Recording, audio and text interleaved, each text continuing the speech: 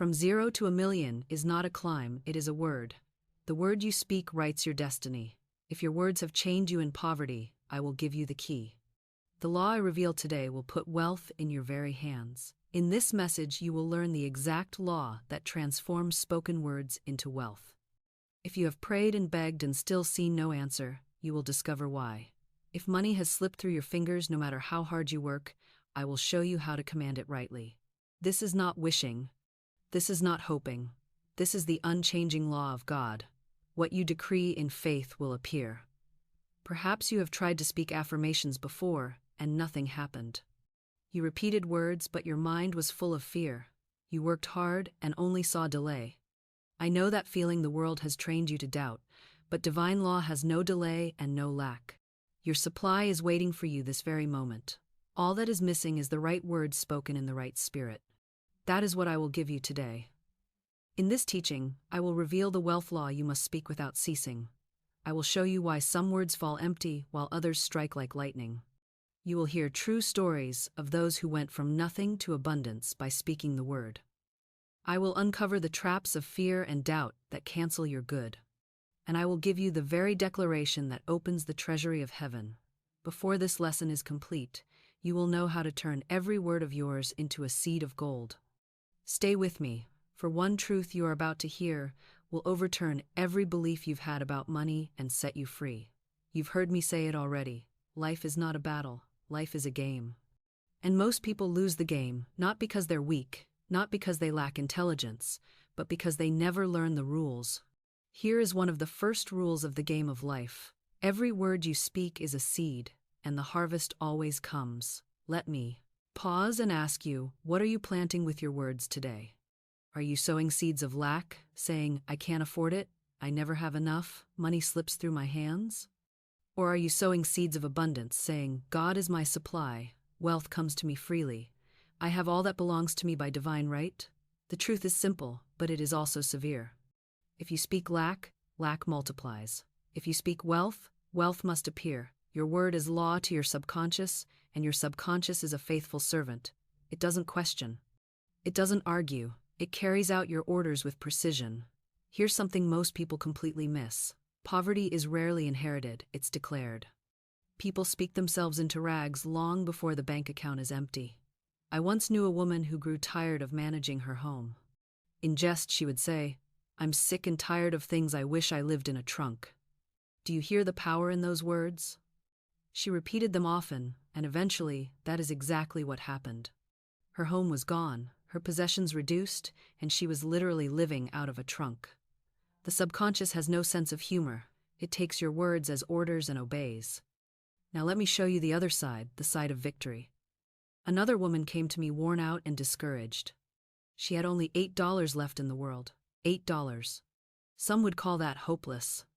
But I said to her, good, let's bless the $8 and multiply it as Jesus multiplied the loaves and fishes. She left, repeating this truth. Infinite Spirit, open the way for great abundance for me. I am an irresistible magnet for all that belongs to me by divine right. Within days, she was connected to a family friend and received thousands of dollars in a most miraculous way. She told me later, tell people about the woman who came to you with $8 and a hunch. Do you see the contrast? One woman planted words of complaint and reaped a harvest of loss. Another planted words of blessing and reaped a harvest of wealth. The law is exact. The law is no respecter of persons, and the law will work for you as surely as it worked for them. Here's how you apply it right now. Stop repeating what you don't want. Stop describing your lack. Every complaint is a curse upon your own field. Instead, declare, I have all that I need. My supply is endless, immediate, and overflowing. When you say it with faith, you've set a seed in motion, and the harvest cannot be kept back. So, remember this. Words create wealth. Words create poverty. You cannot escape the harvest of your own lips. Choose carefully, for your million begins not with the work of your hands, but with the word of your mouth. And this brings us to the next great truth. If every word is a seed, where do those seeds take root? What ground do they grow in? You must know the divine treasury that stores your words and brings them to pass. And that is what I will show you now. Now here's something that changes everything once you grasp it. Every word you speak does not simply vanish into thin air. It does not drift off into space and disappear. No, every word you speak is deposited into a treasury, and that treasury is your subconscious mind. Think of it as the vault of heaven, the storehouse of God, the inner bank where every seed is kept until the harvest ripens. This treasury is invisible, but it is never empty, and it is never silent. It is always working, always listening, always recording, and here is the astonishing truth: it obeys you. It does not argue, it does not question, it does not weigh whether the order is wise or foolish. If you speak it with feeling, the treasury receives it and begins to pay it out in your life. Isaiah gave us this law in words that cannot be mistaken. My word shall not return unto me void, but it shall accomplish that which I please, and it shall prosper in the thing whereto I sent it. Do you, hear the power in that? Your word cannot return void. It must accomplish. It must prosper. It must bear fruit. The problem is not with the law. The problem is with the words men and women carelessly hurl into their treasury day after day. They fill the vault with debts, with fears, with words of despair, and then they are shocked when their outer world pays them back in the same currency. But I tell you, it cannot be otherwise. The vault pays according to the deposits you make. Let me give you a picture. A student once came to me at a time when apartments in New York City were practically impossible to find. There was a great shortage, and people were fighting for every little space. Friends pitied her and said, "It's no use, you'll have to put your furniture in storage and live in a hotel." But she refused that suggestion. She knew the law. She knew the treasury was filled with abundance. She made her declaration: "Infinite Spirit, open the way for the right apartment." Now listen carefully to what happened. The reasoning mind, the so-called common sense, whispered to her, "Don't buy new blankets. You may never need them. You may not find a place." But she defied that whisper, and she said instead, "I will dig my ditches. I will prepare my field for the rain." And she bought the blankets. That act of faith, coupled with her spoken word, moved heaven and earth. Soon, in the most miraculous way, she was offered an apartment. And not just any apartment, but one chosen for her out of 200 applicants. Why? Because she had spoken into her treasury words of faith and backed them with acts of preparation. This is the difference between those who merely wish and those who receive. A wish is a puff of smoke, it carries no authority. But a declaration spoken into the treasury with faith is law, and the law always returns its harvest. Your subconscious, that divine treasury within, is not your enemy. It is your servant. It is steam without direction. It is power without aim. It is like the current of electricity flowing behind the walls. It can light your home or burn it down depending on how you channel it. Every word you speak channels that power. Every phrase you repeat directs it to build or to destroy, to increase or to diminish. Now perhaps you say, "But Florence, I have spoken good words, and nothing has happened." Hear me well. Words without faith are empty vessels. They fall to the ground because the treasury is moved by conviction, not by parroting. The words must be spoken with inner authority, with the ring of certainty, as if you already held the very thing you asked for in your hand. That is why I always say, never beg, never plead, never wonder. Speak as one who commands, as one who knows. Say, "My supply is endless and immediate. My wealth comes under grace in perfect ways. I give thanks that it is already here." And then prepare as though it were already delivered, for indeed it is already being arranged on the invisible plane. So, I ask you, what deposits are you making in your treasury today? Are you putting in complaints, doubts, words of lack? Then your vault will pay you in more of the same. Or are you filling it with declarations of wealth, faith, gratitude, and expectation? Then prepare, for the checks are already being written and the doors are already swinging open. You cannot escape the law of deposits and returns. The treasury never sleeps. It holds every word and pays back in exact measure. And now that you see the treasury itself is never against you, that it only returns what you give, we must look at the great enemy that robs men and women of their supply. That enemy is not other people. That enemy is not the economy. That enemy is not even lack itself.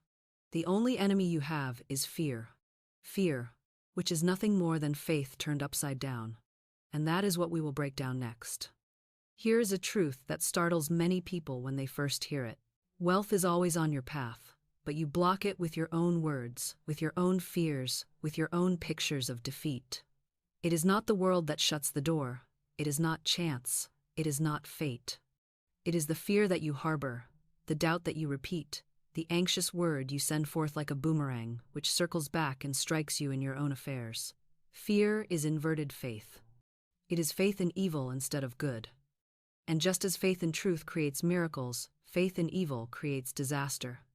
So, the real enemy of your abundance is not outside of you, it is within you, in the very words you have allowed to become habits. Let me tell you about a man who carried this inverted faith to its bitter end. He feared a certain disease.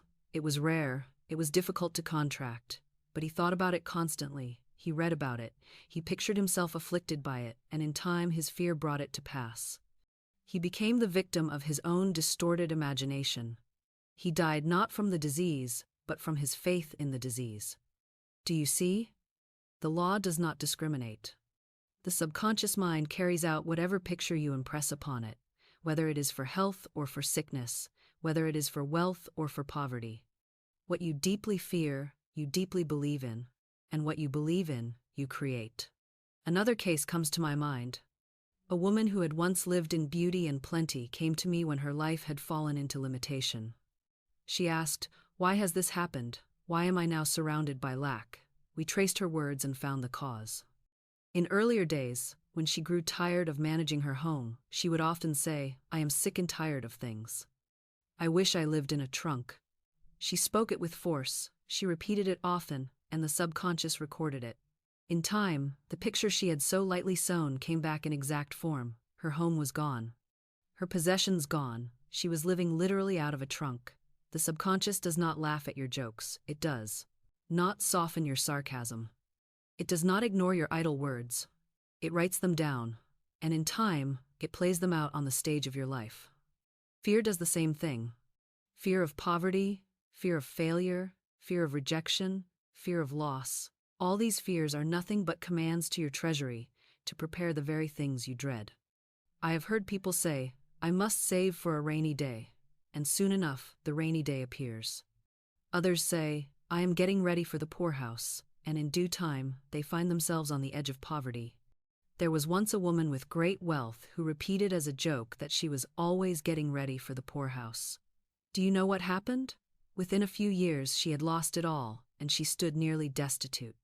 Why? Because her subconscious took the order seriously. It did not ask, did she mean it? It only said, it is spoken, let it be done.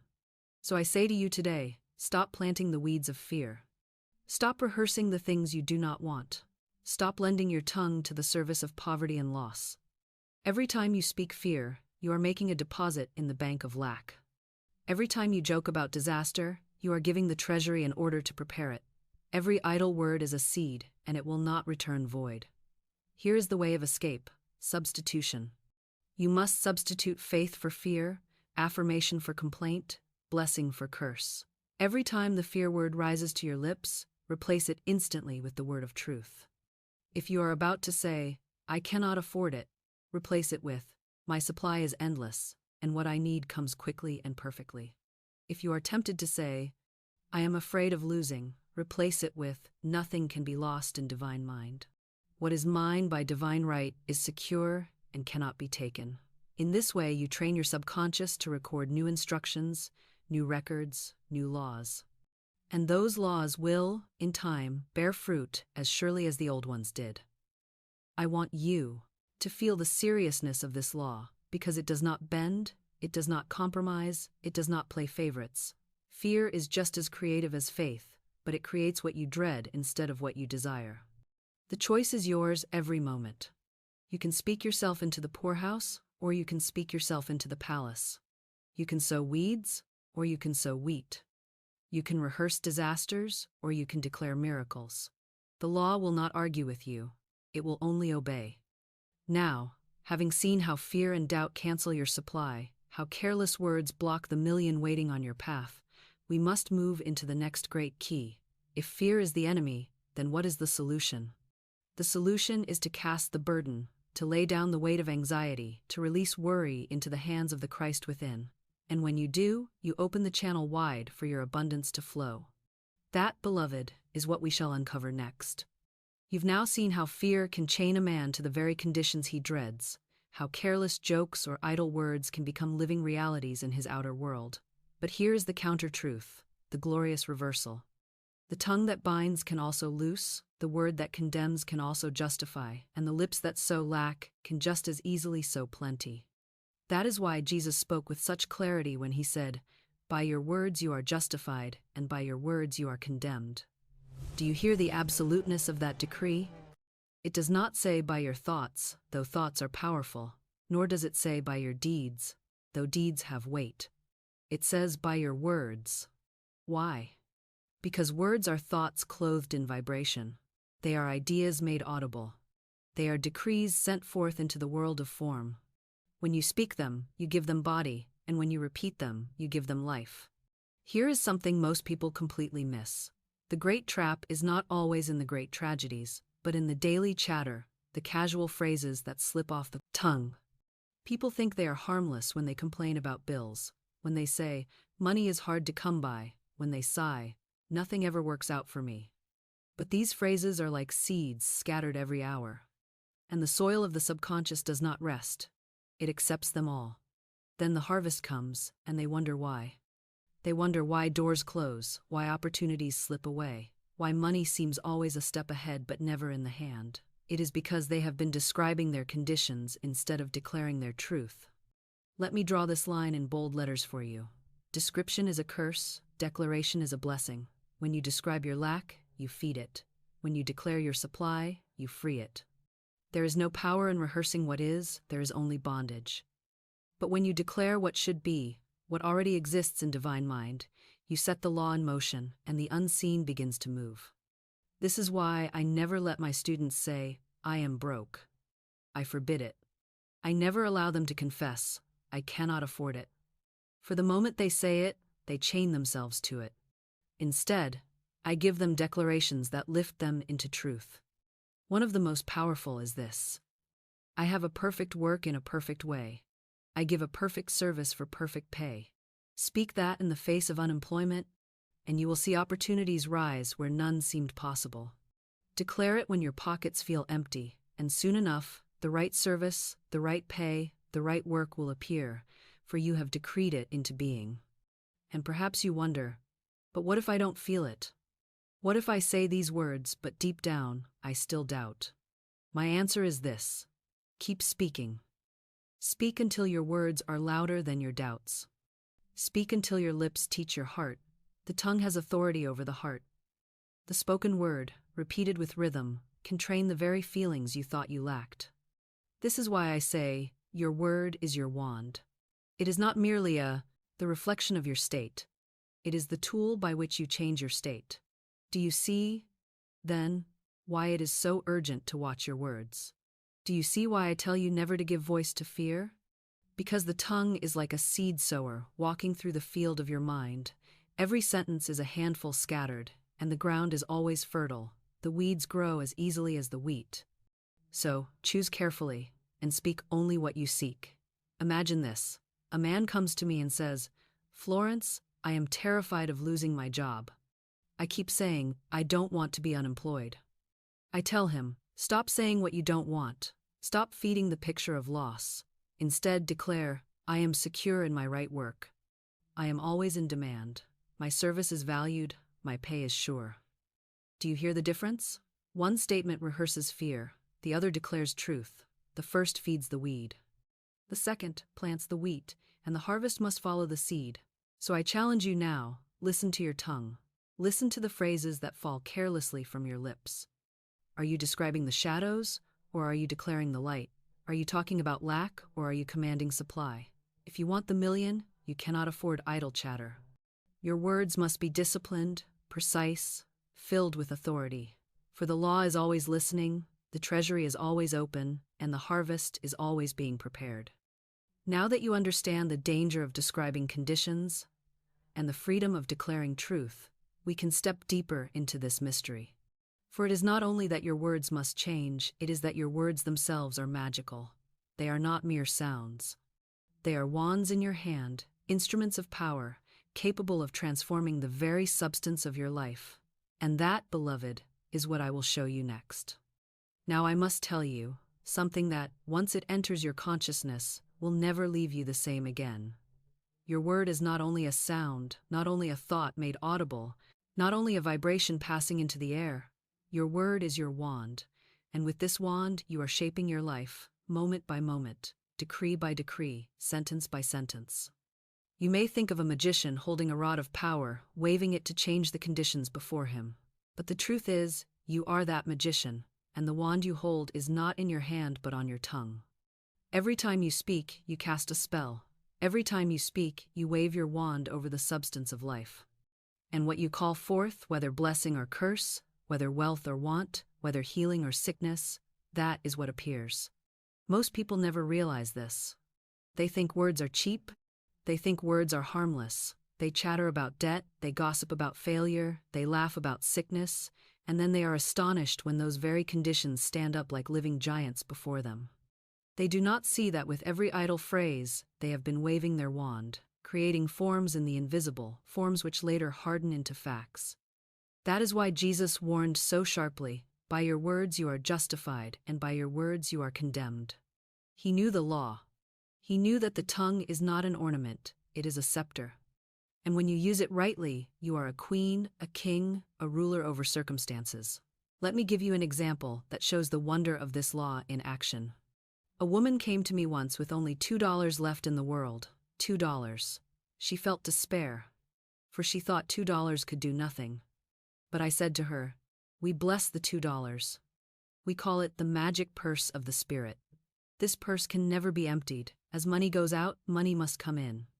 And I see it crammed, jammed, and bulging with supply green bills, gold coins, silver, checks of every color, pouring into your life under grace in perfect ways." She caught the vision. She lifted her wand and spoke the words. She felt her purse heavy in her hands. She refused to see it as small. She spoke abundance over it.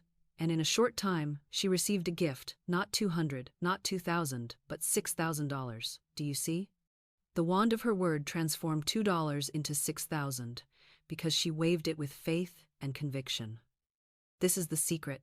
You cannot wave the wand timidly. You cannot whisper the words as if hoping they might be true. You must speak them as one who knows, as one who commands, as one whose authority cannot be questioned. When Moses stood before the Red Sea, he did not whisper a wish. He lifted his rod, he declared the way open, and the waters obeyed. Your tongue is that rod. Your wand is your word. Speak, and the waters part. Speak, and the supply flows. Speak, and the walls fall flat. Now perhaps you say, "But Florence, I have said affirmations before and nothing happened." I tell you why. Because you waved your wand without faith. You spoke the words as if they were a test, not a decree. You whispered them with doubt in your heart, and the subconscious heard the doubt louder than the words. To use the wand rightly, you must speak as one who expects, as one who already holds the thing in hand. You must speak as a king issuing a command to his servants, not as a beggar making a request. When you grasp this, you will never again let your words fall carelessly. You will understand that every phrase is a stroke of the wand, every sentence a shaping force. You will speak deliberately, carefully, rhythmically, always blessing, always declaring, always commanding. And when appearances rise against you, when circumstances roar their denial, you will not yield, you will not describe them, you will not complain. You will wave your wand and declare, "This situation dissolves now. Supply flows now. Health springs forth now. God's law governs now, and the invisible substance will obey. It cannot do otherwise." So I say to you, take up your wand today. It has never left you. It has been on your tongue all your life. You have used it, perhaps without knowing, to create every condition you now see. But from this moment, use it with wisdom. Speak only what you wish to see. Bless only what you wish to increase. Declare only what you want made flesh. For your word is your wand, and with it, you can call forth the million that is already yours by divine right. And once you understand that your words themselves are wands of power, the next question arises: how often must you use them? Is it enough to wave the wand once and stop? No. Just as a seed must be watered, Just as a muscle must be trained, so the word must be spoken until it sinks deep into the subconscious and becomes a living conviction. That is why the next secret is the rhythm of repetition. And that is where we go now. Now listen closely, for this is where many falter. They hear the truth, they wave the wand, they speak the decree, and then, because they do not see instant results, they fall back into fear, or they let the words slip from their lips once and then go silent, expecting the harvest to appear without any tending. But the law is exact, and it is unbending, and it will not return void.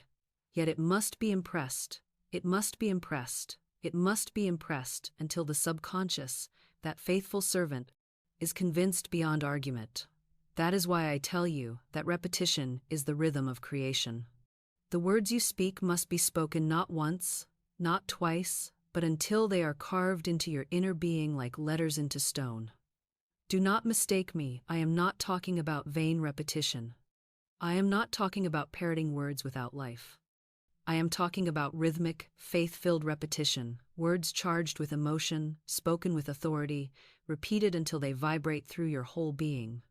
Think of the farmer. He does not throw one seed into the field and walk away. He sows row after row, he waters, he tends, he guards the soil. And in due season, the harvest comes. Your words are the seeds, and repetition is the watering. Each time you speak, you deepen the groove, you strengthen the pattern, you impress the subconscious more firmly. Let me give you a picture. The subconscious is like soft wax. The first time you press the seal into it, the mark is faint.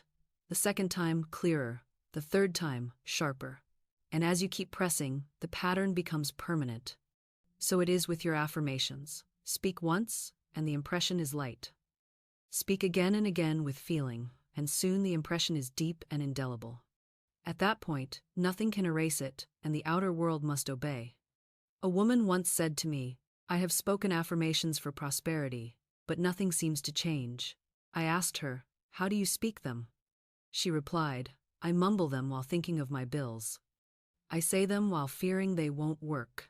I told her, "That is not repetition, that is contradiction. You are planting and uprooting in the same motion. You speak a seed of faith and dig it up with a spade of fear." I taught her to speak with rhythm, to set aside her fear, to say with power, "God is my unfailing supply. Large sums of money come to me quickly, under grace, in perfect ways." She repeated it, not with dread but with joy, not as a test but as a decree. She spoke it morning, noon, and night, until she no longer doubted, until she no longer wondered, until she knew. And soon the supply came, not in trickles, but in avalanches, because she had impressed the law with the rhythm of her faith. This is why I warn you against the half-hearted word. Do not let your affirmations become a chore. Do not let them become lifeless sentences muttered without attention. Speak them as if they were lightning bolts. Speak them as if each word were striking the very heart of the universe. Speak them with joy, with music in your voice, with conviction in your tone. For words repeated without life are empty shells, but words repeated with fire are living forces. And let me say this, repetition is not only about frequency, it is about rhythm. Life itself moves in rhythm. The tides rise and fall, the heart beats and rests, the seasons turn and return. So too must your words follow rhythm.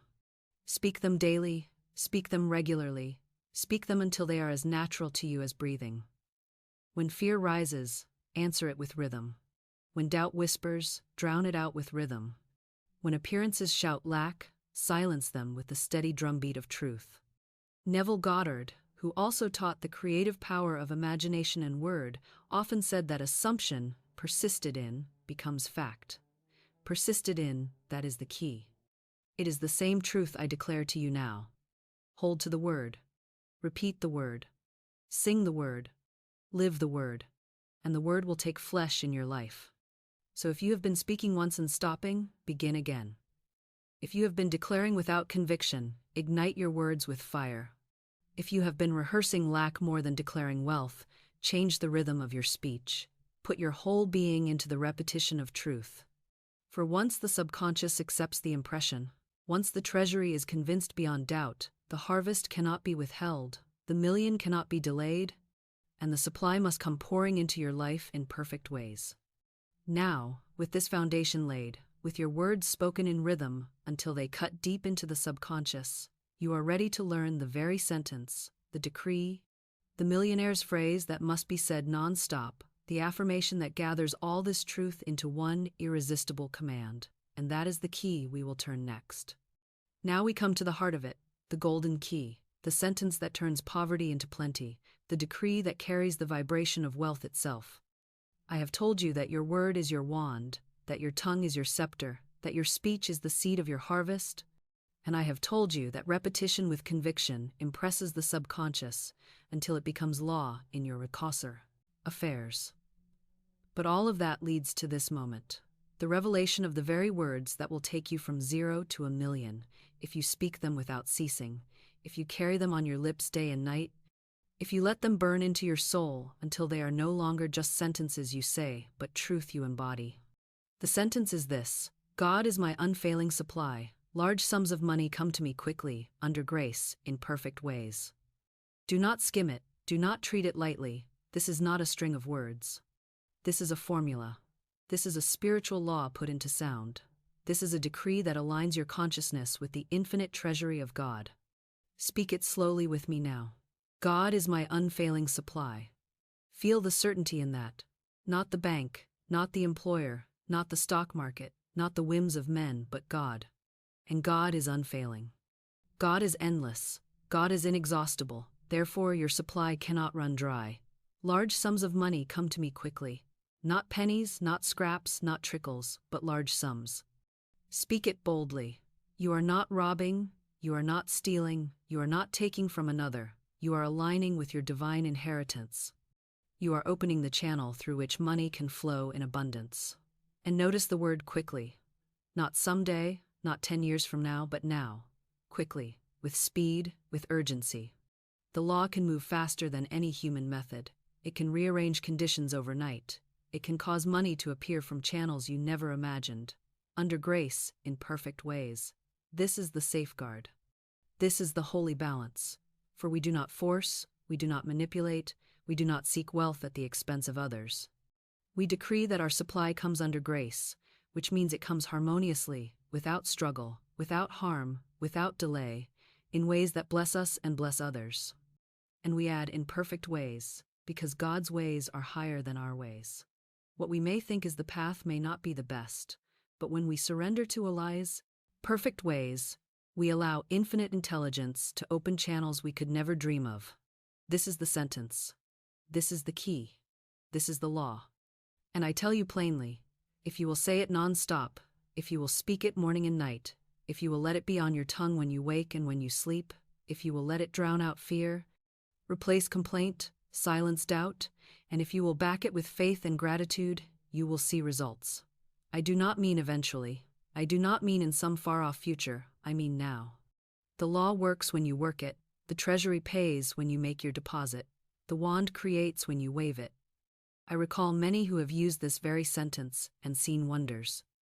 There was one who stood at the edge of ruin, debts piling high, no avenue in sight. She began to speak this decree without ceasing. Every time fear whispered, she answered with the law.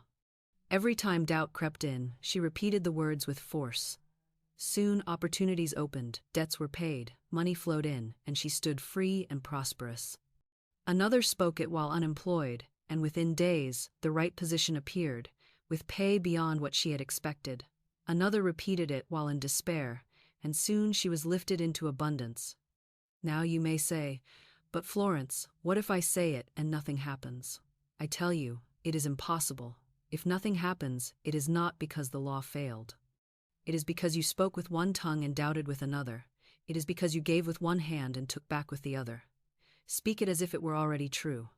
Speak it as if you already held the check in your hand, as if you already saw the figures in your account.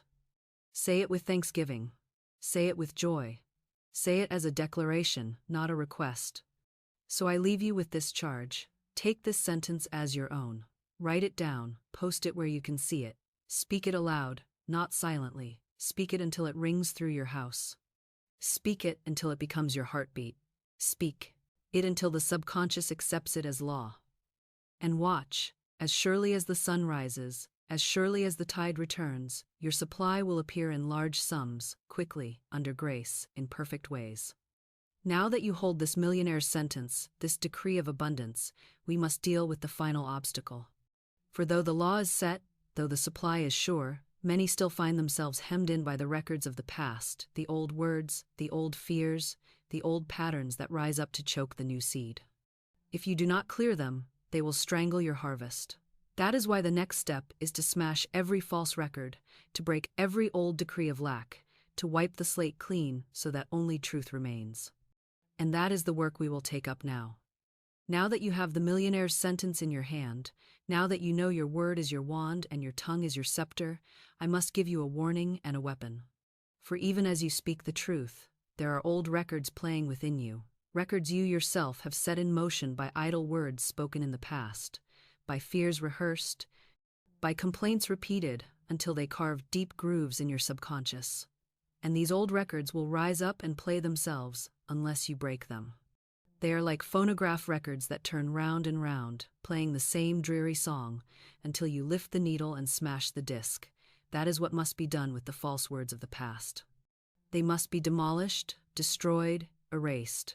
Otherwise, they will echo in the background of your life, drowning out the music of truth with the clamor of fear and lack.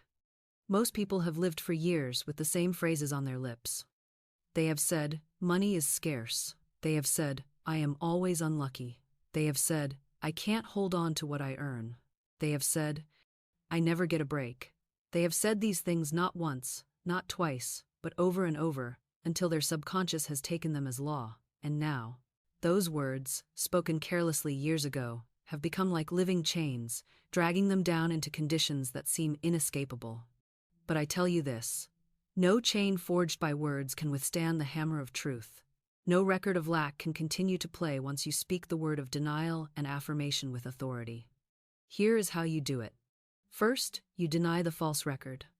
You say, I smash and demolish every untrue record in my subconscious mind. They are wiped out, erased, and dissolved. They can no longer operate. Speak it with force. See yourself shattering those old grooves. See them broken into pieces, scattered and powerless. Then, immediately, you affirm the new record, the record of truth. You declare, I now make my perfect records quickly and easily. Infinite Spirit, open the way for my immediate and endless supply. In this way, you erase the old and replace it with the new. You cannot simply break the old without writing the new, for the subconscious cannot remain empty, it must be filled, and it will be filled with whatever words you speak next. I recall a woman who came to me, weary from years of disappointment. She said, nothing ever works out for me. I told her, you must break that record, for it has been playing so long that your whole being hums to its tune. Say instead, everything I do prospers. Everything I touch turns to success. Infinite Spirit now opens the way for my highest good. She began to speak it, though at first she felt it was a lie. But as she repeated it, the old record lost its grip, the grooves faded, and the new pattern was impressed. Within months, doors opened, opportunities came, and she said to me with shining eyes, Florence, it is as if I live in a new world. Of course she did. She had smashed the old disc and set a new one spinning. You must do the same. Listen closely to yourself. What phrases rise unbidden to your lips? What sentences have you spoken so often that they now feel like truth? Those are the records that must be broken. Do not let them play another day. Take up the hammer of denial and strike. Then write new grooves with the chisel of affirmation. This is not a one-time act. Old records may try to play again, but each time they rise, strike them down with truth. Eventually, they will be silenced forever, and only the music of abundance will fill your being. And let me say this clearly. Do not fear the old records.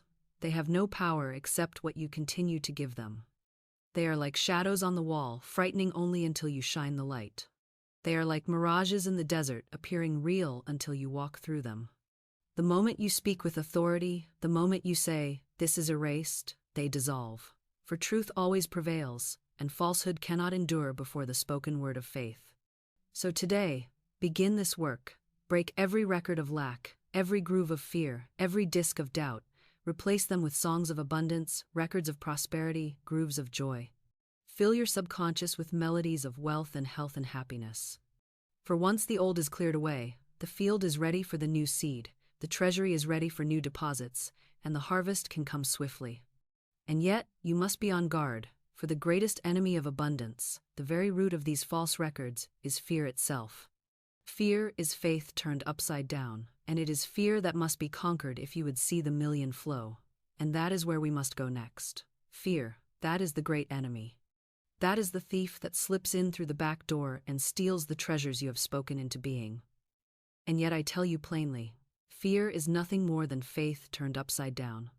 It is the same creative force, the same mental energy, the same power of belief, but pointed in the wrong direction. Faith is belief in good. Faith is confidence that the law works for you. Faith is knowing that the supply is certain and the way is open. Fear is simply faith in evil. Faith that loss is coming. Faith that disaster is near. Faith that poverty is your portion. The law makes no distinction. It works with whatever seed you plant. And if you plant seeds of fear, the harvest must be after its kind. Most people live their lives hypnotized by fear. They fear losing money, so they clutch at it, and the tighter they clutch, the faster it slips away. They fear losing love, so they become jealous and suspicious, and the very love they fear to lose departs. They fear disease, and in fearing it, they invite it. They fear failure, and in rehearsing that picture day after day, they walk into it. It is not that fate has cursed them, it is that they have given their faith to fear, and fear has become their master. I remember a man who once came to me, obsessed with the idea that he would contract a rare disease. He spoke of it constantly, read about it, feared every little ache in his body. I said to him, "Stop giving life to this shadow, refuse it, deny it, replace it with health decrees." But he could not let go of the picture. He watered it with his words every day. And in time, he manifested exactly what he feared. It was not the disease that killed him, it was his faith in the disease. Fear is creative, fear is magnetic. Fear draws to you the very thing you dread, just as faith draws to you the very thing you desire. Do you see, then, how urgent it is to uproot fear the moment it appears? Do not toy with it. Do not let it linger. Do not stroke it as though it were a pet. Treat it as poison. The instant the thought of fear rises, strike it down with the word of truth. If the thought says, "You will lose your money," you answer immediately, "My supply is endless, and what is mine by divine right cannot be taken." If the thought says, "This will fail," you say, "Everything I do prospers, and success is mine now." If the thought says, "You will be sick," you say, "I am strong in the Lord, and in the power of his might. Health flows through every cell of my body." Do not delay, do not argue. Replace the false seed with the true at once. For every second you allow fear to speak, you are watering a weed. I tell you, fear is nothing but a lie dressed in rags. It has no substance of its own. It borrows its life from you. The moment you stop feeding it, it withers. The moment you deny it, it dissolves. The moment you replace it, it loses its grip. And yet, how many give more energy to fear than to faith? They speak their fears more often than their affirmations. They rehearse their doubts more often than their declarations. They bow to fear and wonder why faith does not deliver. You cannot serve two masters. Choose this day whom you will serve. Will you serve fear and reap its harvest of loss, or will you serve faith and reap its harvest of abundance? Let me give you a practical picture. Imagine your subconscious as a field. Faith plants wheat, fear plants weeds. You cannot expect wheat to grow in a field full of weeds. You cannot expect abundance when every day you water fear. So each time you hear yourself speaking fear, stop and say, "No, that is not true. I erase that record, I replace it with this," and then speak the decree of faith. Do this over and over until the weeds are gone, until only wheat remains. In this way, you transform fear into faith, inverted belief into upright trust, weeds into harvest. And remember this, fear and faith cannot stand together. When faith enters, fear flees. When you speak the truth boldly, fear shrinks like a shadow at noon. So never let fear have the last word. Always answer it. Always replace it. Always declare over it. In this way, you will not only silence fear, you will turn its energy into the very faith that builds your million. Now, having seen how fear works, having learned that it is simply faith inverted, the next step is to learn how to release it altogether, to lay it down, to cast it off, so that you no longer carry it as a burden. And that is the secret of casting the burden on the Christ within. That is what will set you free. You have now seen that fear is simply faith inverted, that it creates the very shadow it dreads, that it clings to you like a heavy weight. And here is the next great key. You must cast the burden. You must lay it down. You must refuse to carry it another step. For as long as you carry your burdens yourself, you block the flow of supply. As long as you hold on to worry, anxiety, fear, resentment, or control, you stand in your own way. But when you cast the burden on the Christ within, the Spirit goes before you, the path is cleared, and your good rushes in like a flood. I tell you plainly, worry is a sin against divine law. Anxiety is wasted imagination. Fear is faith misused. And all of these things act like walls around your supply. They dam the river, they choke the channels, they delay the very thing you seek. That is why Jesus said, "Come unto me, all ye that labor and are heavy laden, and I will give you rest." The Christ within you, the God self, the infinite intelligence, the law of your being was made to carry the load. It was made to dissolve the problem, to handle the situation, to clear the way. Your part is not to struggle, not to plan, not to figure it out with the reasoning mind, but to cast the burden and walk free. There is a law behind this. The subconscious is power without direction. It will act out whatever it is impressed with.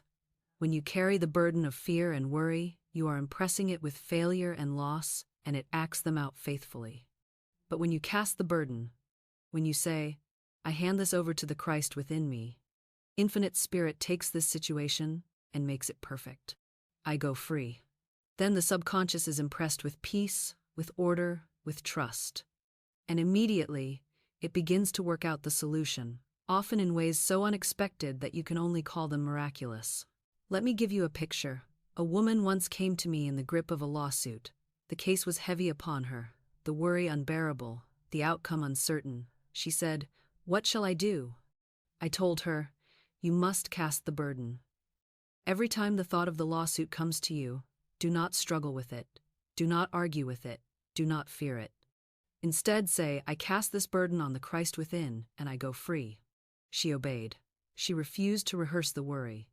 She repeated the decree. She laid it down again and again. And soon, the case dissolved in her favor in a way so perfect she could hardly believe it. The burden was gone, and the solution had appeared, because she gave it to the law. This is a practice you can use at once. Take the situation that weighs on you now. Perhaps it is debt, perhaps it is a relationship, perhaps it is health. Name it in your mind. Then say with authority, "I cast this burden on the Christ within, and I go free." Do not pick it up again. Do not rehearse it. Each time it rises, cast it again. Refuse to carry it. Trust the Christ within to handle it. Trust the law to clear it. For the moment you release it, channels open. The unexpected happens. Supply flows. The way is made straight. I know the reasoning mind will argue. It will say, "But if I don't worry, how will it be solved? If I don't plan, what will happen? If I don't control it, won't it collapse?" That is the voice of Pharaoh, the cruel taskmaster, saying, "Make bricks without straw." But I tell you, God makes a way where there is no way. Infinite Spirit has weapons you know not of, channels you cannot imagine, resources you could never design. You are not asked to solve it. You are asked to cast it. You are asked to release it. You are asked to trust. And here is the paradox. When you cast the burden, the solution comes faster than if you had worried 1,000 nights. When you lay it down, you are lifted up. When you let go, you receive. When you stop trying to carry it in your own strength, the strength of heaven carries it for you. This is the great reversal. This is the secret of casting the burden. So I say to you, take your burdens right now, whatever they may be, and lay them down. Speak the words, "I cast this burden on the Christ within, and I go free." And feel the lightness enter your soul. Feel the freedom. Feel the weight dissolve. For you were never meant to carry it. You were meant to speak, to trust, to declare, and to go free. And once you have learned to cast the burden, you will find another great law at work, the law of substitution. For when one door closes, another opens. When one desire is taken away, its right equivalent appears. There is never loss in divine mind, only exchange, only substitution, only greater good. And that, beloved, is what we will unfold next. Now that you know how to cast the burden, now that you have learned to lay it down and let the Christ within take over, I must show you another law of spirit, a law that keeps you from ever fearing loss again. It is the law of substitution. This law declares that when something not meant for you leaves your life, something better, something higher, something truly yours by divine right must take its place. There is no vacuum in divine mind. There is no gap, no empty place, no true loss. The universe is full, the supply is endless, and every space must be filled. When the wrong thing departs, the right thing arrives. When a counterfeit is removed, the genuine is revealed. When an imitation is swept away, the true design comes forward. This is the law of substitution. Most people live in fear of losing what they have. They clutch at relationships that are not right. They cling to jobs that do not suit them. They grasp at possessions that weigh them down. And when such things begin to slip away, they cry out, "I am losing everything." But I tell you the truth, you cannot lose what belongs to you by divine right. And if it departs, it was never truly yours. Do not fear. Do not grieve. Do not cling. Trust the law of substitution. For what is not yours falls away, and what is truly yours comes in its place, always better, always richer, always more suited to your soul. I recall a case that illustrates this with great clarity. A woman came to me in despair. She was infatuated with a man, let us call him A, B, and she was determined to marry him. But the man was not free, and the situation was tangled. She prayed, she begged, she schemed, she clung to this desire. I told her, if AB is the right man, you cannot lose him. If he is not, you will receive his equivalent, and better. Say this, I release AB to his highest good. If he is mine by divine right, he will return. If not, I will receive his perfect equivalent. At first she resisted, for she feared that letting go meant losing everything. But at last she obeyed. She cast the burden. She trusted the law of substitution. And what happened? A, B, drifted out of her life, but soon she met another man, one free, one suited to her, one truly hers by divine right. They married, and she lived in joy she could never have known with A. B, what happened? The false was removed, the true was given. There was no loss, only substitution. This law applies to every area of life. If money slips through your fingers, do not cry out, I am ruined. Say instead, what I need will appear. Infinite Spirit now brings me my perfect equivalent. Nothing is ever lost in divine mind. If a job ends, do not despair. Say, this position is released to make way for my right work. A better place, a better pay, a perfect opportunity comes quickly, under grace, in perfect ways. If a friendship dissolves, if possessions vanish, if doors close, say, what is mine cannot be taken. What departs is replaced by its perfect equivalent.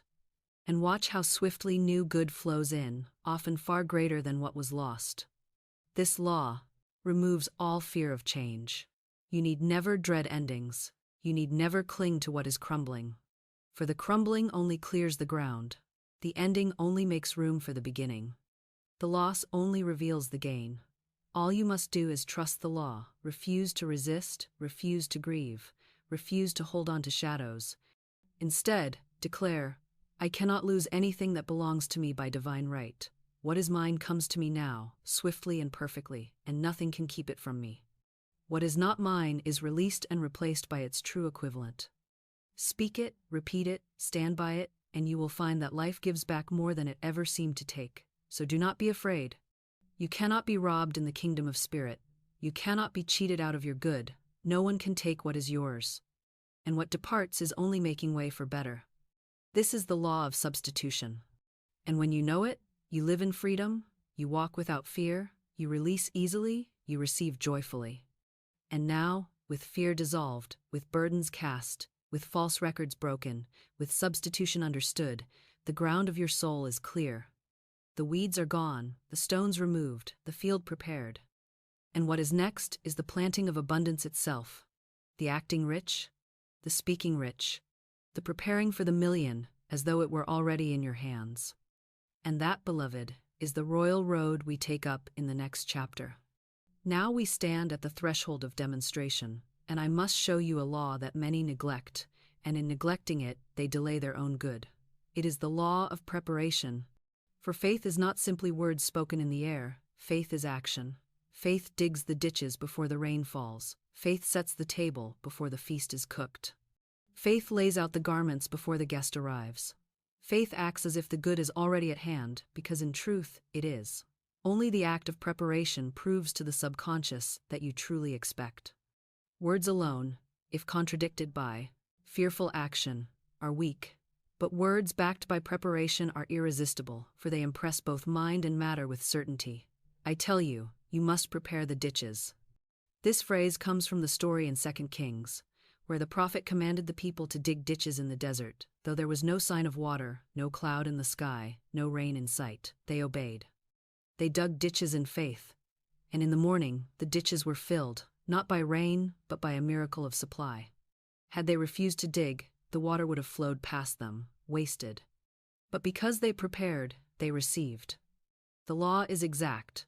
Prepare, and your good must come to fill the space you have made. Refuse to prepare, and you shut the channel. Let me give you a living example. A student of mine once sought an apartment at a time when there was none to be found. Every paper declared a shortage. Friends laughed at her for even trying. They said, "Why not give up and put your things in storage? There is nothing available." But she refused to bow to appearances. She spoke her decree. "Infinite Spirit, open the way for my right apartment under grace, in perfect ways." And then she did the thing that sealed her faith. She prepared the ditches. She went out and bought blankets for the bed she did not yet have. The reasoning mind argued, "What foolishness! Why buy what you cannot use?" But she answered, "I am preparing for my demonstration." And soon the miracle unfolded. Out of hundreds of applicants, she was chosen for an apartment that suited her perfectly. Why? Because she dug her ditch, she made her preparation, she acted rich while appearances screamed lack. This is how you must act if you would move from 0 to 1,000,000. Do not wait until the 1,000,000 is in hand to behave as though it were yours. Begin now. Prepare the place for it. If you are asking for new work, prepare yourself as if the call has already come. Buy what you need for the position. Set your affairs in order. If you are calling for wealth, begin to act as one who has wealth. Tidy your home. Put your finances in order. Give with freedom. Bless with generosity. Do not cling and hoard, saying, "I must wait until I have more." That is fear disguised as prudence. Faith says, "I act now as though my supply is already here." And when you do, the channels open, the treasury releases, the law responds. Do not mistake this for recklessness. Faith is not waste. Faith is wisdom. Faith does not mean you squander what you have. It means you bless it, you use it freely, you expand your consciousness by preparing for more. To sit in fear, hoarding pennies, is to tell the subconscious, "I expect only lack." To prepare joyfully is to tell it, "I expect abundance, and I make room for it." The subconscious will always meet your expectation. I remember once when I had prayed with a student for a divinely planned trip. She had little money, and by appearances it seemed impossible. But she acted her faith. She bought a trunk, bright and cheerful, with a band of red around it. She had nowhere to go yet. But she looked at the trunk each day and said, "This is my traveling companion. My trip is already arranged." She dug her ditch. And not long after, funds appeared, the way opened, and she went abroad in perfect ease. The trunk had magnetized her good because it was the act of preparation, the proof of expectation. So I tell you, prepare the ditches. Do not say, "When the money comes, I will act." Say instead, "Because the money is already mine in divine mind, I act now." Do not say, "When the work comes, I will be ready." Say, "Because the work is already mine, I prepare myself today." Whatever you ask, prepare the way. Build the channel. Make the space. And then, when spirit moves, the flood of supply will rush in and fill it. And once you understand preparation, you will see that it leads naturally into another great law, living in the end. For if you are preparing for something, you are already stepping into the consciousness of it as finished. And that is the royal secret, seeing your desire as already accomplished, living as though it were already done, walking as though the million were already in your hand. And that, beloved, is what we will unfold next. Here is a truth that most people find so simple, they pass it by, and in passing it by, they miss the very door to their demonstration. If you would have wealth, you must live as though you already have it. If you would receive the million, you must feel as though the million were already in your hand. The law is not moved by hope. The law is not impressed by wishing. The law responds to conviction, and conviction only comes when you step into the end result and dwell there, when you live not in tomorrow but in the finished state today. That is what I mean when I say, live in the end. You must understand that time and space, as the world sees them, are illusions. Spirit knows no delay, knows no distance, knows no future. To spirit, everything is already finished. The supply is already yours. The health is already yours. The love is already yours. The million is already yours. You are not waiting for it to be created. You are awakening to it, and the way you awaken is by imagining it done, feeling it real, thanking God for it as though it were in your hands now. This is why Jesus said, "When ye pray, believe ye have received, and ye shall have it." Not believe you will receive, but believe you have received. That is the law of the end. Believe it is finished. Believe it is yours. Live in that consciousness, and the outer will soon catch up with the inner. But if you live always in the future, always in the hope, always in the someday, then someday never comes. For you have placed your good out of reach, always just beyond your grasp. Let me give you a picture from life. A student of mine longed for a rose tree. It was Easter, and she had no money to buy one. She came to me and said, "Florence, I cannot afford a rose tree, but I so long for one." I told her, "Do not say you cannot afford it. Speak instead, I give thanks that my rose tree is now supplied."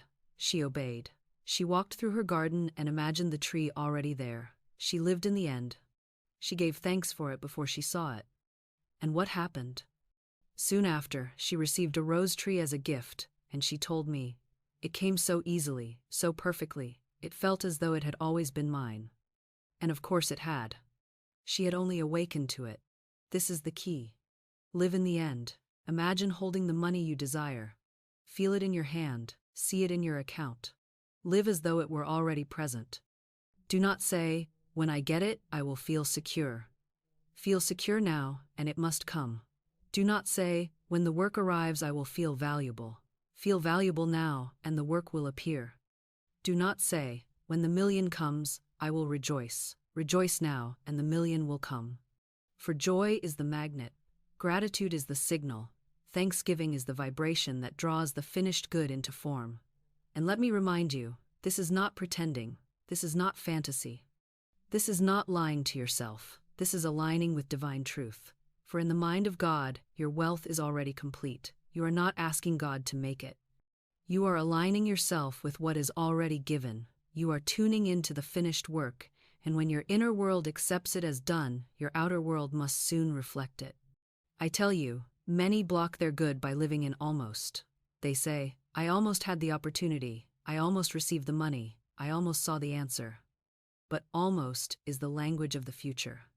It is never now, and spirit is always now. So take your desire out of the someday and plant it firmly in the already. Live in the end, not the beginning.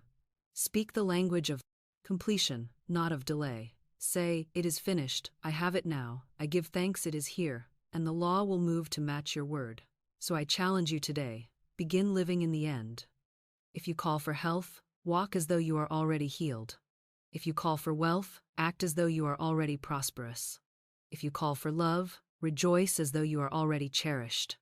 In this way, you will find that the finished state soon materializes in the outer, for the outer always obeys the inner. And once you have learned to live in the end, once you have stepped into the consciousness of already done, you will meet another test. For appearances will still try to challenge you. Circumstances may still seem to contradict you, and in those moments, the temptation is to resist, to fight, to struggle. But the greater law says, do not resist, bless and release, flow, and the obstacle will dissolve.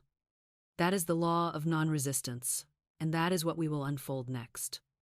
Now that you have begun to live in the end, to walk as though your good were already yours, to rejoice in the finished state, I must show you another law, one that saves you from the traps of struggle and keeps the channel open. It is the law of non-resistance.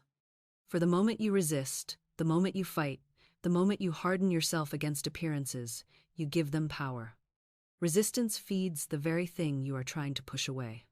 But when you bless, when you release, when you flow, the condition dissolves of its own weight. This is one of the most difficult lessons for the reasoning mind, for the world teaches battle, the world teaches strife, the world teaches that you must fight against lack, fight against sickness, fight against enemies. But I tell you, every fight is a magnet, every struggle is a chain. The more you resist, the more you tie yourself to the thing resisted. Jesus said, "Resist not evil." Why? Because resistance makes it real. Resistance cements it. Resistance fixes it in your consciousness. But bless it, release it, deny its reality, and it fades like a shadow before the light. I recall a woman entangled in a lawsuit. The case was bitter, her opponent aggressive, the appearances against her. She was tempted to fight, to rail, to resist. But I taught her the law of non-resistance. I said, "Do not fight, bless the situation. Say, this case is divinely dissolved. Only the law of harmony governs me. This injustice is erased, and only right action remains." She obeyed. She ceased her struggle. She spoke words of peace. She released her resentment, and soon the case dissolved in her favor.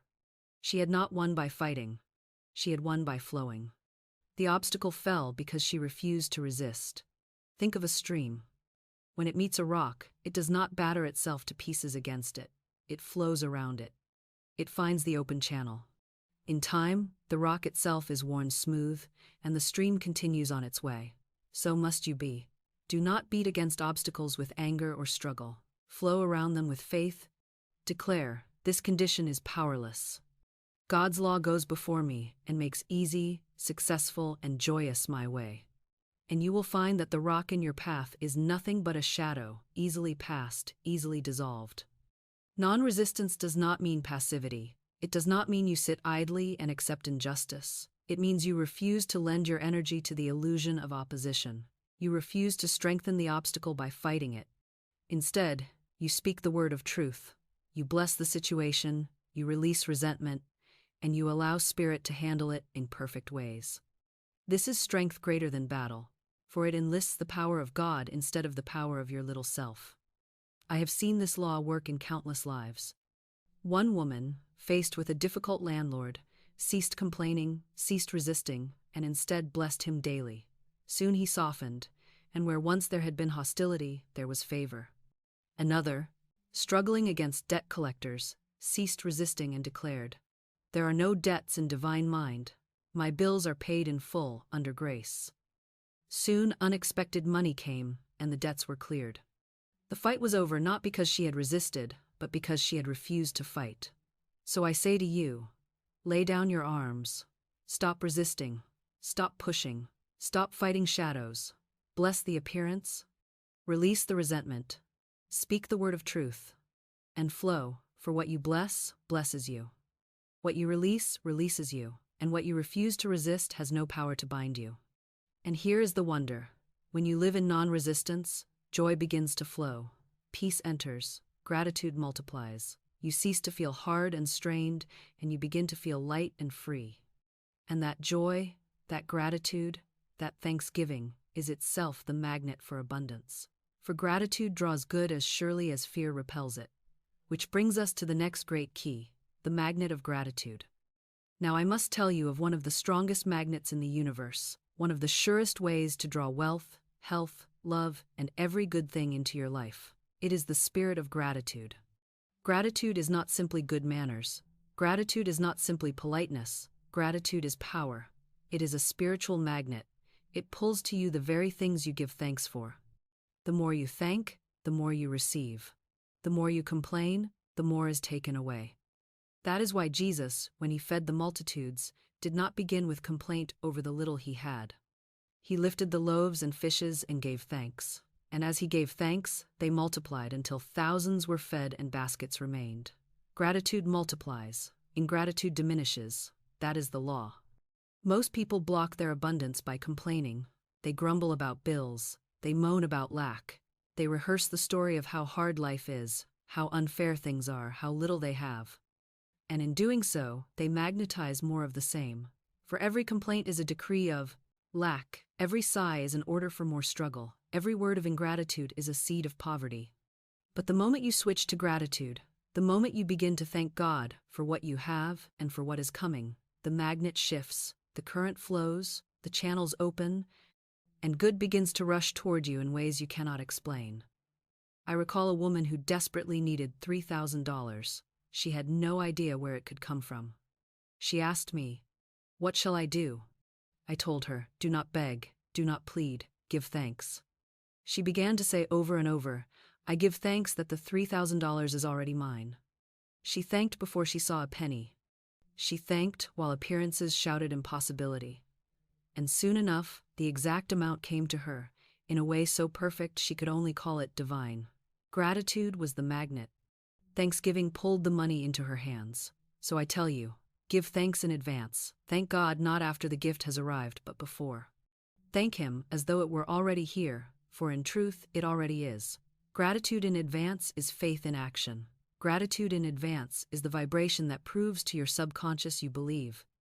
And the subconscious always matches belief with demonstration. Say, "I give thanks that my wealth is already mine.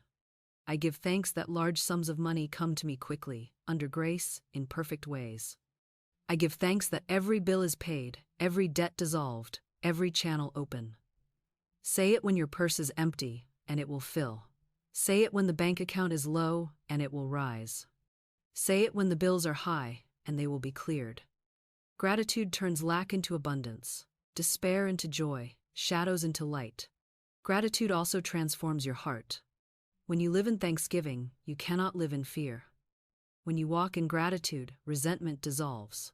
When you give thanks, you rise above the vibration of want and enter the vibration of plenty. And the universe, which always matches vibration, will bring more to be thankful for. You will find blessings flowing to you in a stream, often from directions you never imagined, simply because you gave thanks before you saw them. But let me warn you, ingratitude is a thief.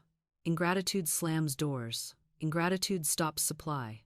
If you complain about the little is taken. If you despise what you have shrinks. This is why the scriptures say, "To him that hath shall more be given, and from him that hath not shall be taken away even that which he hath." The one who gives thanks sees more to be thankful for. The one who complains sees what little he has vanish. It is not cruelty, it is law. So begin now. Give thanks for everything. Thank God for the money in your purse, no matter how little. Thank Him for the home you have, no matter how small. Thank Him for the opportunities, no matter how faint. Thank Him in advance for the million, as though it were already yours. Walk through your days in thanksgiving. Speak it aloud, write it down, sing it in your heart, and watch how quickly the magnet begins to draw new wealth, new health, new joy. And when you live in this spirit, when you make gratitude your atmosphere, you are not shaken by delay, you are not troubled by appearances. You hold steady, knowing that everything is working under grace, in perfect ways. Which leads us to the royal road of success, holding poise, expectancy, and certainty, even when the good is not yet seen. That, beloved, is the final step we must take in this section. There is a path that never fails, a path that leads unerringly to success, and I call it the royal road. It is not a road of struggle, it is not a road of scheming. It is not a road of worry, pushing, and forcing. It is the road of poise, of expectancy, of calm faith that does not waver when appearances seem dark. Success is not born from panic or desperation. Success is born from composure, from the steady knowing that God goes before you, that your way is prepared, that nothing can keep back your good. I tell you this because many stumble just at the edge of their miracle. They speak the word, they sow the seed, they prepare the ditches, they give thanks in advance, and then, when appearances do not change as quickly as they hoped, they collapse into fear. They throw away their poise. They let impatience take root. They begin to dig up their seed with worry and cancel the decree with doubt. They forget that delay is not denial, that appearances are but shadows, that the law is already working beneath the surface. If they had only held steady one more hour, one more day, one more week, their harvest would have broken through. But because they lost their poise, the road seemed longer than it truly was. You must learn this secret. Expectancy is the atmosphere of miracles. To expect is to prepare a chair at the table for the guest you know is coming. To expect is to keep the lamp burning in the window, confident that your supply is on its way. To expect is to walk with your head high and your heart joyful, because you know that what you have spoken must come to pass, even if the evidence has not yet appeared. When you live in expectancy, you magnetize your good. When you live in doubt, you repel it. Here is a decree that has opened countless doors for my students. Jehovah goes before me, making easy and successful my way. Speak it when the path looks blocked. Speak it when the way seems hard. Speak it when doors appear closed. For the law goes before you, smoothing the stones, removing the obstacles, preparing the way. You do not see the work until the moment of arrival, but the work is being done. Trust it, expect it, rest in it. I remember a student who faced the loss of her position. She was tempted to despair, for she could not see where another job might come. I told her, do not panic, do not resist, walk the royal road. Say every day, Jehovah goes before me, making easy and successful my way. I have perfect work in a perfect way. I give a perfect service for perfect pay. She obeyed. She held steady, even when the days passed with no news. She did not complain, she did not fear. She kept her poise. And in time, an opportunity came that was better than the one she had lost: more pay, more joy, more freedom. The road was prepared, and because she walked it calmly, she entered into her success. So I say to you, never let go of your composure. Do not let appearances disturb you. Hold steady, for your word is working even when you cannot see it. The seed is germinating beneath the soil. The channels are being opened behind the curtain. The wheels are turning in silence. Delay does not mean defeat. It is only preparation. Hold your poise, maintain your expectancy, and your good will break forth in perfect timing. This is the royal road: calm assurance, steady faith, unwavering expectancy, gratitude in advance, and poise in the face of delay. Walk this road, and success must meet you at every turn. And now that you have spoken the word, prepared the ditches, lived in the end, flowed in non-resistance, magnetized your supply with gratitude, and walked the royal road of poise, you are armed with the full practice of wealth. But one great step remains, for you must guard the treasure. You must watch over the words you speak and the thoughts you allow. You must appoint the watchman at the gate of your mind to ensure that no thief enters, that no fear invades, that no idle word steals your million. And that, beloved, is the next chapter we must open together. Now that you have learned to speak the word, to wave the wand, to repeat with rhythm, to smash old records, to cast the burden, to live in the end, to bless instead of resist, to give thanks in advance, and to walk the royal road of poise, you must not forget this last and most vital command: guard your treasure. For all the work you have done, all the declarations you have made, all the seeds you have planted can be choked by idle words if you do not keep a sentinel at the door of your mind. That sentinel is the watchman at the gate. You must appoint him daily. You must let him stand guard without ceasing. For the tongue that creates can also destroy, and the thoughts you admit through carelessness can undo what faith has built. Think of your mind as a garden. You have sown carefully the seeds of wealth, of success, of health, of joy. The soil is rich, the sun is shining, the water is flowing. But if you allow every passerby to throw weeds into your field, soon the good seed is choked. If you allow gossip to drop in, if you let fear plant itself, if you let resentment root, the harvest is delayed or spoiled. That is why you must guard. That is why you must keep watch. That is why you must let no untrue picture, no idle word, no false decree pass unchallenged.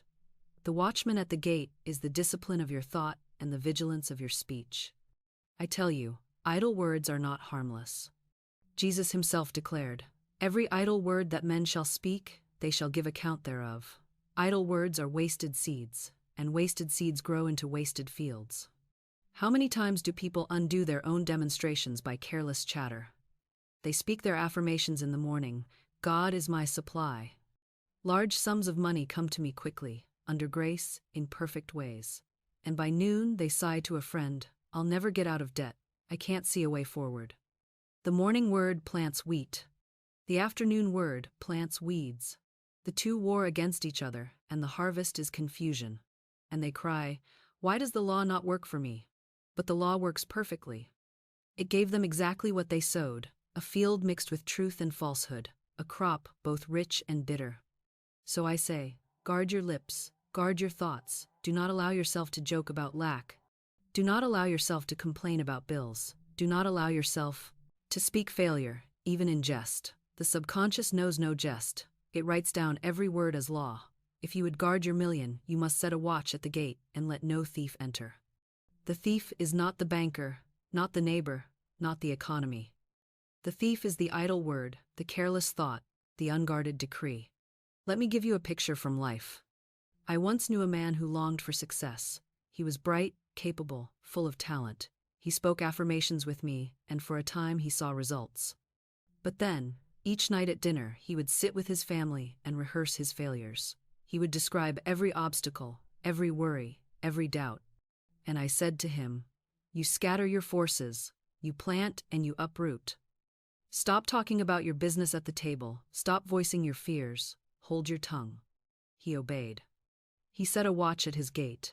He refused to speak of business outside his affirmations, and soon his affairs prospered, his salary rose, and his success multiplied. What changed? He guarded his lips. He appointed the watchman. He refused to let idle words undo his work. So I charge you, let your watchman be vigilant. When a fearful thought approaches, stop it at the gate. Say, you cannot enter, you are a lie, I erase you. When your lips are tempted to complain, silence them. When gossip invites you to speak ill, refuse it, let only truth pass. Let only abundance enter, let only love be spoken.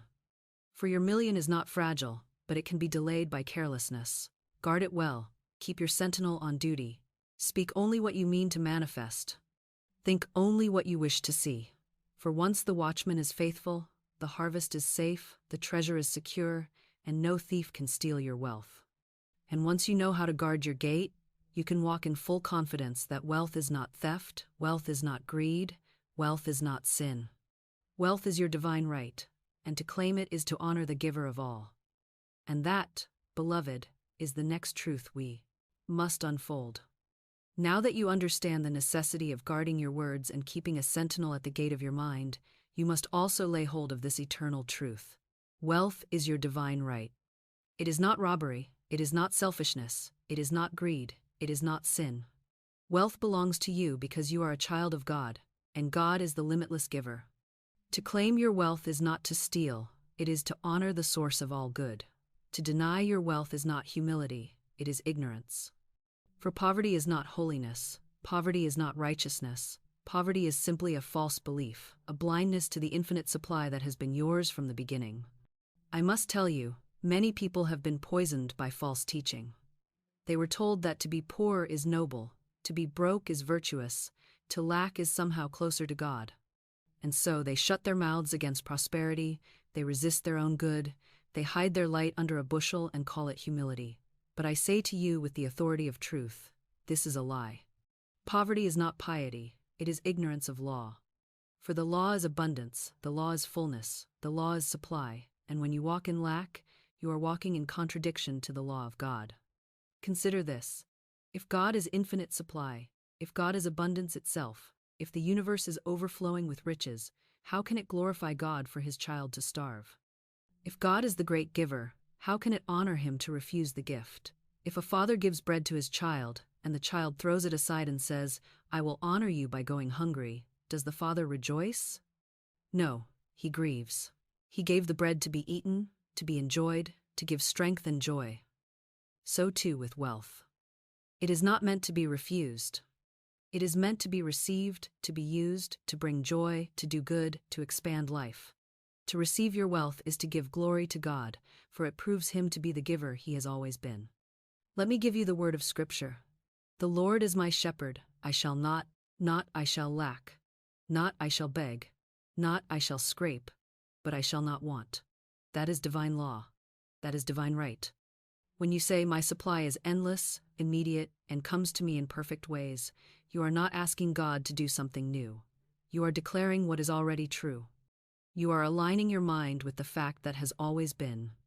The wealth is already yours. The inheritance is already given. You need only to claim it with your word and receive it with thanksgiving. I recall a student who hesitated to speak affirmations of abundance. She said to me, "Is it not selfish to ask for money?" I said to her, "You are not asking for money, you are aligning with supply. You are not stealing from others, for the supply is infinite. You are not taking what belongs to another, you are calling forth your own portion, which has been waiting for you all along." She began to affirm, "My supply is endless, immediate, and comes to me under grace, in perfect ways." And soon she saw wealth flow in, not by taking from another, but by channels so unexpected and generous that she knew only God could have arranged them.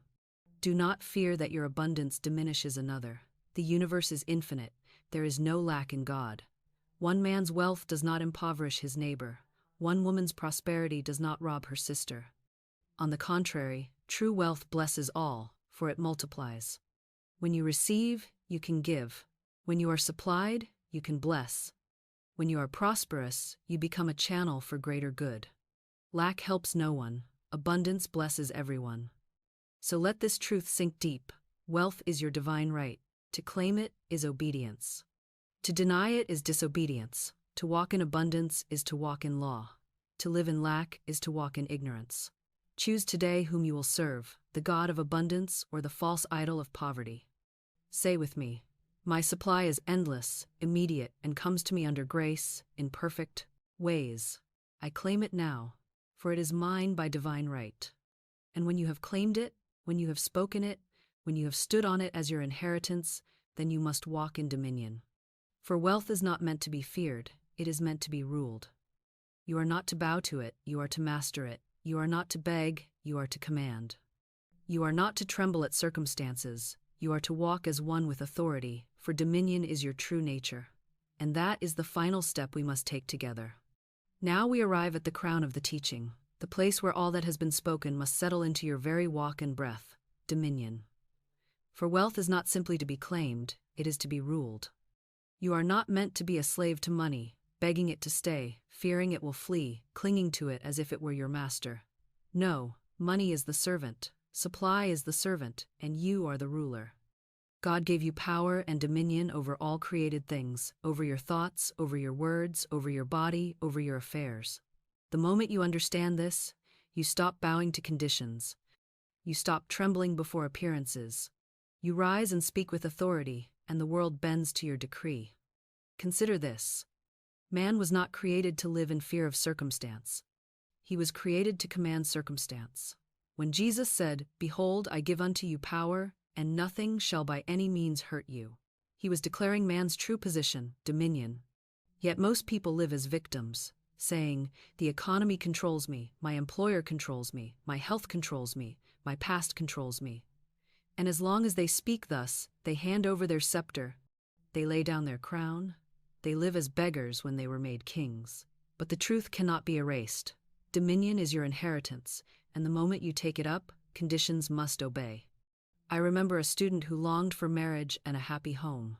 She clung to a man who mistreated her, and when he left, she fell into despair. I told her, "You must not be ruled by another's will. You must not bow to fear or hurt. Stand in dominion.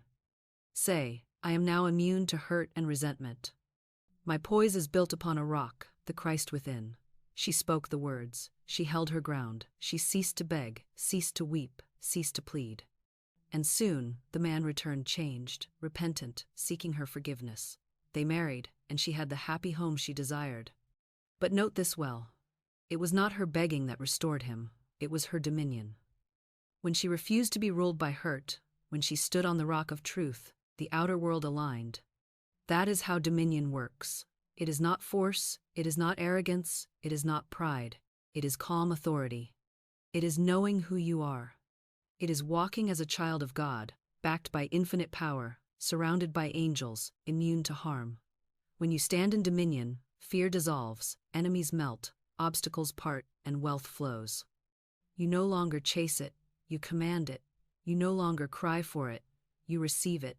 You no longer tremble at its loss. You know that what is yours by divine right cannot be taken, and what departs is only making room for more. So I charge you, stop living as a beggar, stop pleading. Stop asking timidly as though you were unworthy. Begin to speak as one with authority. Say, all power is given unto me to bring my heaven upon my earth. I rule my world with wisdom, love, and truth.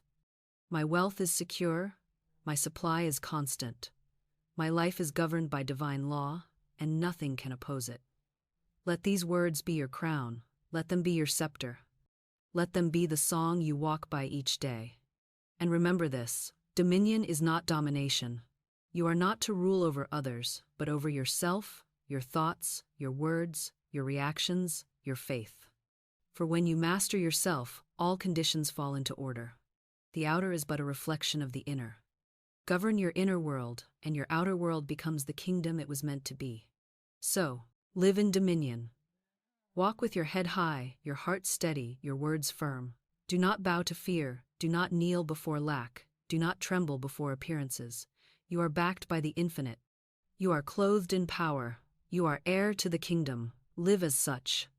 And you will find that the million you seek, the abundance you call for, the health, the joy, the love, all come rushing to serve you, for you are no longer their servant, you are their master.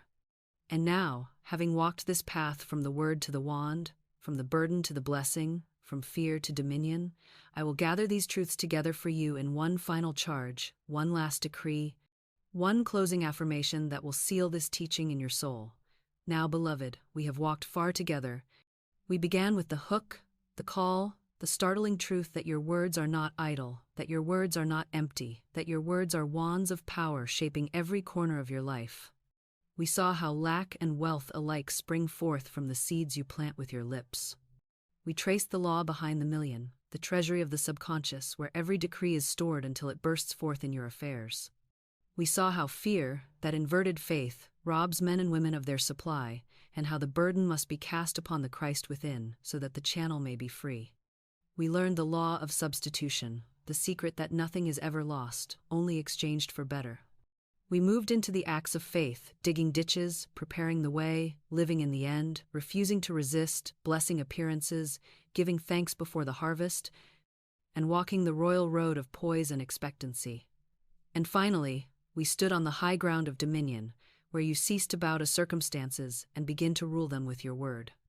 But let me tell you again, the essence, the jewel, the key of the whole teaching. It is your word that creates, and your word must be guarded, guided, and given with conviction. Do not let your lips speak carelessly, for every idle word is a seed. Do not let your tongue complain, for every complaint is a curse upon your own field. Do not let your voice rehearse fear, for every fear is a magnet for what you dread. Instead, fill your mouth with wealth, fill your speech with success, fill your conversation with thanksgiving. Say the words of life, the words of abundance, the words of victory, until your whole being vibrates with their power. And never forget the millionaire's sentence, the decree that carries the vibration of supply itself. God is my unfailing supply. Large sums of money come to me quickly, under grace, in perfect ways. Say it when you wake, say it when you walk, say it when you sleep. Say it until you no longer merely say it but know it. Say it until the treasury within accepts it as law. Say it until you see it reflected in your accounts, in your hands, in your life. This is not imagination, it is law. Speak it with thanksgiving, and the million must appear, for the words spoken in faith cannot return void. So I send you forth with this charge. Stop living as a beggar and live as a ruler. Stop asking timidly and begin declaring boldly. Stop bowing to fear and start standing in faith. Cast the burden, bless the situation, give thanks in advance, prepare the ditches, live in the end, refuse resistance, guard your lips, and walk in dominion. Do this, and the million will not delay. It will come quickly, under grace, in perfect ways. And now, before we close, I leave you with this affirmation. and I urge you to speak it with me, aloud, boldly, rhythmically, until it burns itself into your soul. God is my unfailing supply. Large sums of money come to me quickly, under grace, in perfect ways. I speak it, I know it, I receive it. Say it once, say it twice, say it 1,000 times, and each time you speak it, you are watering the seed, you are writing the record, you are calling forth the harvest. Do not stop here. There is yet another law, more hidden than all the rest, a law that turns what seems delayed into sudden miracles, a law that takes years of waiting and compresses them into a moment of revelation. In my next message, I will open that secret door for you. Do not miss it. Click now and step through, for the law that makes blessings arrive overnight is waiting to be revealed. Go forth, and remember, the million is in your mouth. Speak it, and it must appear. Hear me now, for this is not merely a conclusion, this is a sending forth. You cannot sit at the table of truth and leave as though nothing were fed to you. You cannot hear these words and walk away unchanged. The law has been spoken, and once it is spoken, it is living, it is working, it is burning through your old beliefs even now. You may feel it stirring within you as I speak. That stirring is the rising of the Christ within, the eternal I Am, the voice that says, "All that the Father hath is mine, not some, not a little, not scraps or crumbs, but all." And that all includes health, includes joy, includes love, includes peace, and yes, includes wealth in overflowing measure. So I say to you, do not be timid with your good. Do not half believe, do not water down your decree. Speak with authority, walk with authority, act as one who has already received, for wealth is not coming, it is here. Supply is not future, it is now. Abundance is not far away, it is present, pressing against the door of your consciousness, waiting only for you to open with your word. Every time you declare, you are turning the key. Every time you repeat the sentence, you are pushing the door wider. Every time you give thanks, you are stepping through the threshold.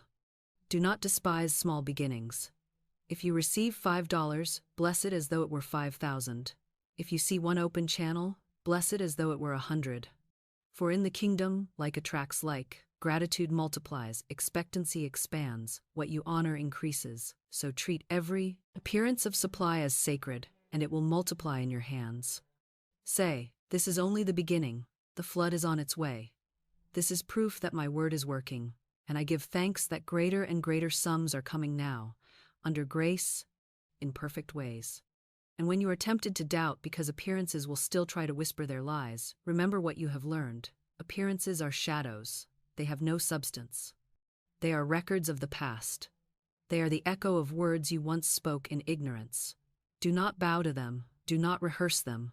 Do not fear them. Say, this is only a shadow. My truth is wealth. My truth is supply. My truth is abundance. And keep walking in the direction of your decree. The shadow will fade, and the substance will appear. Above all, remember that wealth is not for hoarding, not for pride, not for fear. It is for circulation, for blessing, for joy. When you receive, give. When you prosper, share. When you increase, let others taste of the abundance that flows through you. For money is like blood, it must circulate to give life. When you hoard it, it stagnates. When you release it, it flows back multiplied. So do not fear to give. Give as you are led, give with joy, give with wisdom, and you will find that every gift returns to you pressed down, shaken together, running over. So I leave you with this final word. Wealth is not outside you, wealth is not against you, wealth is not withheld from you, wealth is within you, wealth is your right, wealth is your decree. Speak it, believe it, guard it, live it, and it will surround you, fill you, lift you, and spill over to bless every life you touch. Say it one more time with me, and let it be the echo that follows you long after this message ends. God is my unfailing supply. Large sums of money come to me quickly, under grace, in perfect ways. Say it again until your heart beats it, until your breath carries it, until your life proves it. For it is law, and the law cannot fail. Now go forth, walk as wealth, speak as wealth, live as wealth. And remember, the million is not waiting in the distance. The million is already in your mouth.